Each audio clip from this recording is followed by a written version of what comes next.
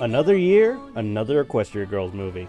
While I felt that the third movie, Friendship Games, was a bit of a step down from the excellent Rainbow Rocks, it was still a fun entry in the series that kept me excited for more adventures to come. When the fourth film, Legend of the Everfree, was announced, I was intrigued, as I felt this was a great opportunity to go even deeper into the magical possibilities of this alternate world, though deep down I was hoping for the introduction of the Changelings. Of course I was disappointed when that didn't happen. Please? Fifth movie maybe? I mean, come on, I am Cream Chrysalis, please. I would like that. No? And so a few months after the announcement, we got our film. So how does this new installment fare? Well, before I get into my overall opinion, let me give you a brief summary. Now keep in mind that there will be some minor spoilers. However, I'll try to be as minimal as possible. I realize that the film won't be officially released until it comes out on Netflix on October 1st, and on DVD and Blu-ray November 1st. If you do want to go in blind, I recommend waiting until those release dates. If you don't care about minor spoilers, then keep on going. Our story begins not long after the events of Friendship Games. Twilight Sparkle is still recovering from her experience as Midnight Sparkle. You know, that villain that many fans were totally cool with the possibility of winning because she looked awesome. But that's besides the point. As she's overcoming that event, she and her friends go with their class to Camp Everfree, which is on the verge of bankruptcy. This is because Filthy Rich, who is pretty much behaving like that creepy uncle you don't want to invite to Christmas parties. Oh, am I projecting? Sorry. He wants to turn into a resort. Nevertheless, the camp is run by Gloriosa and her brother Timber, the latter of which has taken a liking to Twilight, much to the disappointment of Satan himself. Flash. Who keeps calling him Satan? And by the way, if Timber wants Twilight now, isn't he technically Satan too? I mean, hello?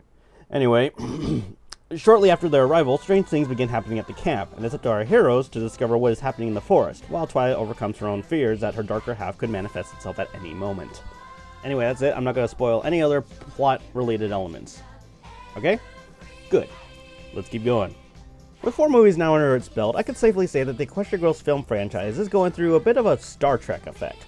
The odd-number films in the series, the first film and Friendship Games, are good, but generally lesser than its even-numbered installments. I feel this way because Legend of the Everfree is an extremely entertaining and joyous entry in the series. Complaints I had about Friendship Games have been addressed here, with some additional improvements to complaints I've had about the series thus far. Once again, it's the characters that drive the story. This new Twilight goes through a similar arc that Sunset has been through for the past 2 films, in overcoming their weaknesses and becoming stronger through their friends. I feel that Twilight's story here is presented well, with some pretty emotional bits, including a short but wonderful musical number that showcases the doubt and fears inside of her. Sunset Shimmer continues to be a great protagonist, as she is the definitive leader of this version of the main 6, now 7, and her friendship with Twilight is given a lot of attention here.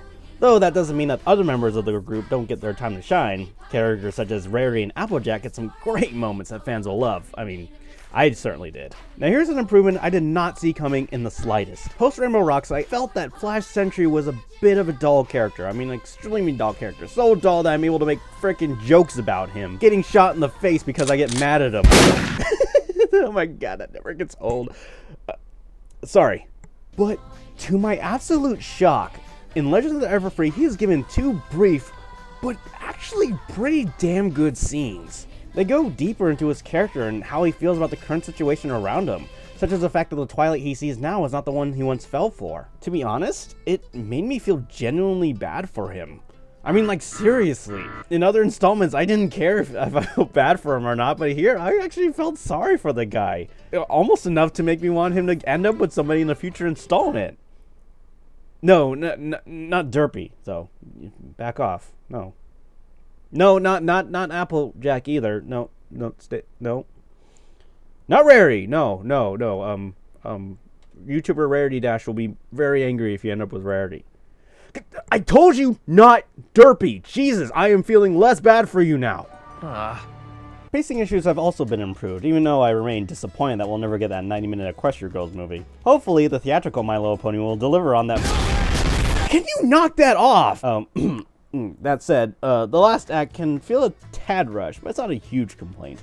The songs by Daniel Ingram once again are fantastic. Aside from the aforementioned wonderful Twilight number, there's also a song in the final third that really delivers on an epic orchestral atmosphere, feeling closer to the quality of the show. As for complaints, a couple of the subplots can feel a little brushed over. And you know what? It would have been nice to see an Equestria Girls version of Sakura running around Camp Everfree, either as a camp counselor or a student from Canterlot High. Being that the film is based around the world's version of the Everfree Forest, it felt like a pretty big missed opportunity to not have Sakura in there. Another thing, which is pretty minor on retrospect, is the lack of Twilight from the other series. With that Twilight arriving at the tail end of friendship games, I was a bit disappointed that their meaning was sort of glossed over in this one. It probably would have taken away from the focus of the narrative, but it would have been nice to see regardless. One aspect that is sure to gain some controversy is the romance between Twilight and Timber. While it doesn't come off as dull as Twilight and Flash and the other movies, given that some fans didn't react well to the first time Twilight was given a love interest, this won't make it any better. Besides, what everyone wants is Twilight and Sunset Shimmer. Ooh, yeah. Sorry. Anyway. So, here are my final thoughts. Legend of the Everfree is a nice improvement over friendship games. While there are a couple of minor complaints and it doesn't surpass the superior second installment, this film is a lot of fun to watch, and I look forward to not only repeat viewings, but also for further adventures. There's a fantastic groundwork for events to come, and I cannot wait to see what else is in store for these characters. In the end, I give Equestria Girls Legend of the Everfree an 8 out of 10. See you next time.